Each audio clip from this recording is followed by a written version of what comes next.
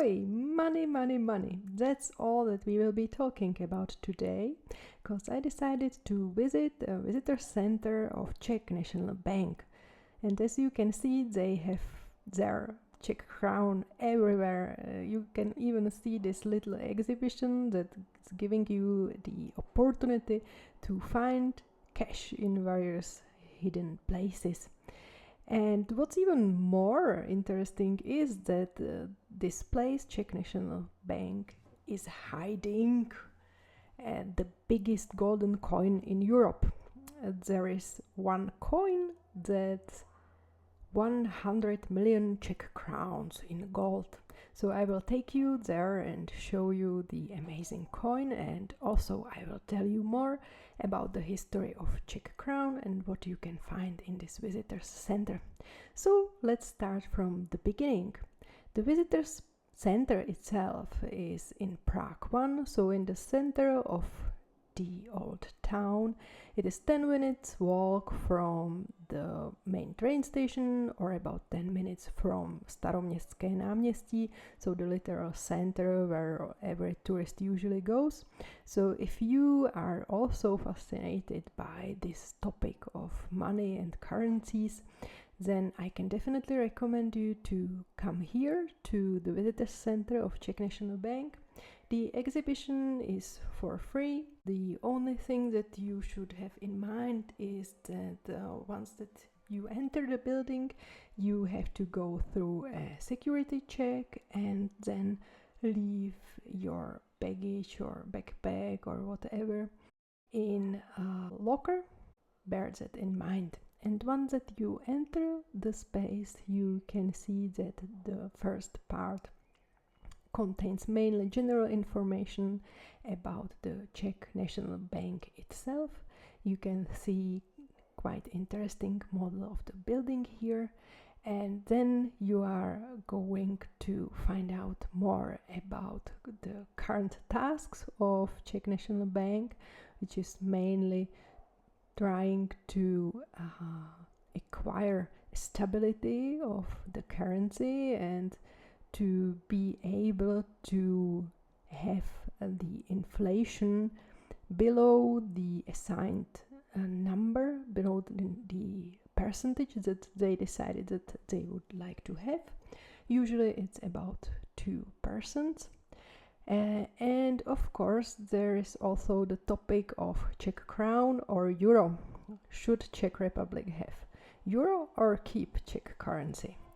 That's the question that is still unanswered in a way, because I personally think that we should adopt euro, because we actually said that we will do so during the time that we entered the European Union.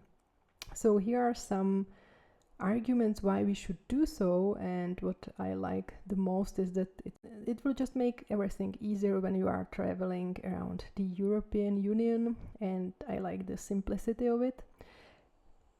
On the other hand, of course, the Czech National Bank is saying that this way they have more power to work with the currency system and to help in the case that there is something going on.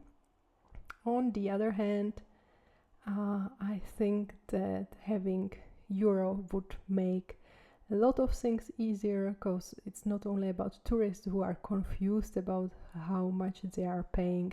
It is also when it comes to international business. From my own experience, big companies between each other are already quoting and using euro when they are talking the business, because mainly the Czech Republic is having an exchange or is working for German companies, so they are using euro as their main currency anyway. But that's just my point of view, because of course there are people that are more traditional and that would like to hold on to the Czech currency. And they are afraid that once that the euro would come, that the prices will go up. But you know, we have Czech crown and the prices are going up anyway, so I don't know. I'm not that sure that that's a correct argument, but I'm usually more on the liberal side when it comes to these questions. So, on the other hand, I can at least now tell you a bit about Czech currency itself, because the history of Czech crown is quite interesting.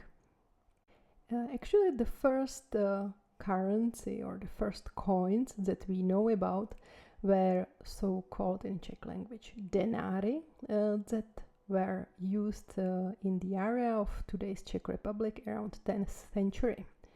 Then in the year 1300 or in the 14th century there came a new currency and it was called grosze. Then during the time of Charles IV, Karel IV, one of the most famous Czech kings or emperor, there came another currency. This time it was called ducati. And then there comes 16th century and a new currency called tolar. And if it sounds kinda like a dollar to you, then you are correct, because the name itself inspired the American currency. In German it is called Thaler, because it is named after the place where they were doing the silver coins in Joachimsthal. Then when it comes to important years for currency in the land of today's Czech Republic, we have to also mention the year 1762, because that's the time of another very famous Czech queen, or I mean Czech, she was Habsburg, so technically Austrian, but she was also ruling in the land of today's Czech Republic. Her name was Marie Theresie, and she was the first one who decided that there won't be only coins but also paper banknotes. And during this time it was called Bankozettel in German, so Czech language kind of turned it into a word, Bankocedule. And if you are interested in these German loan words that we still have in the Czech language, there is a special edition that you can check. I will probably leave a link below. Then we have to also mention year 1892, because it is the year when the Austrian-Hungarian Empire actually adopted crown, koruna or krone.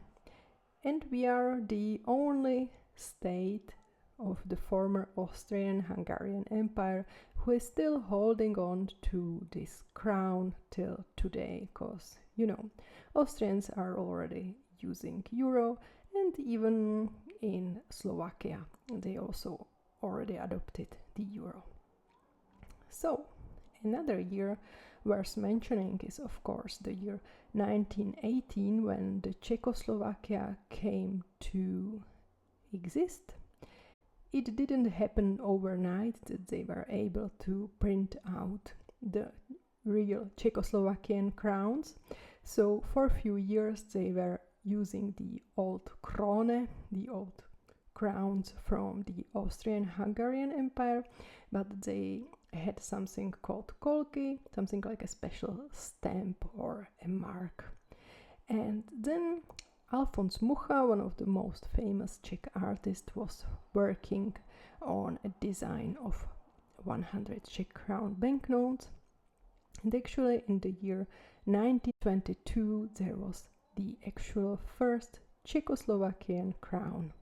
And 5 years later they were able to print out the first Czechoslovakian banknote. And in the year 1926 there was established the Czechoslovakian National Bank. What's also quite interesting to mention is that Czechoslovakia was one of the states that were holding on to the golden standard for some time. But then of course came 1938 and then later 1939, when the Nazi Germany came to what is today's Czech Republic, and they did something that we called Protectorát Čechy a Morava, and then for few years during the Second World War there were used říšské marky. After the war, we have to mention that in the year 1948 actually communists took over the power, so that again delayed the process of getting back to the normality, and there happened quite a lot with the currency when it comes to communists.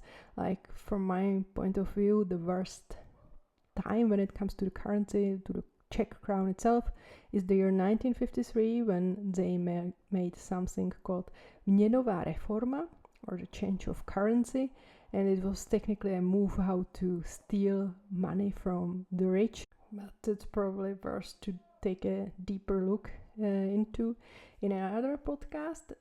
But when it comes to the Czech Republic, we also have to mention the year 1989, of course, the fall of the communistic regime, and then in the year 1993 there was the Czechoslovakia no more, and we have since this year the Czech Republic, and with it, of course, the Czech crown. And you can see here quite a lot of examples of different currencies or different banknotes and different coins that were used during various times in the history of today's Czech Republic, and I think that a lot of them are really beautiful.